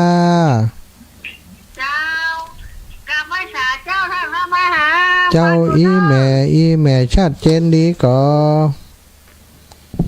ชัดเจนดีเนาะชัดดีเจ้าชัดดีเจ้าสถานีไหนวัดไฟฟังคืนได้106 106.0 เจ้า106.0 แจซ่อนเนาะ เจ้าจะซ่อนเจ้า เอาแจซ่อนเรดิ อัน โอ ทำบุญอันดินขอหอมสักร้อยเถอะเจ้า โอ้แม่สายพินอดได้ กันเล เดี๋ย ยว บุญเดี๋ยวส่งโอนไปให้นายเจ้าหน้า 100เจ้า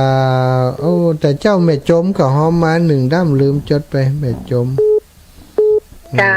ทา1 ขอบ ด้ำ คุณเนอร์ท่านทำหาสาธุบุญตัวจินเนอร์เจ้าเนอ สา ร์ ธุเจ้าอีแม่ขอบุญรักษาอีแม่ตัวเน้อ เจ้าสาธุสาธุเจ้าขอบคุณเจ้ากราบไหว้สาเจ้า จ้างซอคนเก่งของเมืองปานนี่เอ้าตะกี้เบอร์นี้ฮับบัตันเนอะตูดลุดไปเสียแล้วอ้าวโทรมาแถมใหม่โทรมาแถมใหม่อันนี้คุณโหน่งจังใด6591 ประสานกันมาครับ จ้าเจริญปอน ครับโทรจากน้ำแพร่ขุนตาลเชียงรายครับผม โอ้บันแพร่น้ำแพร่ขุนตาลกะ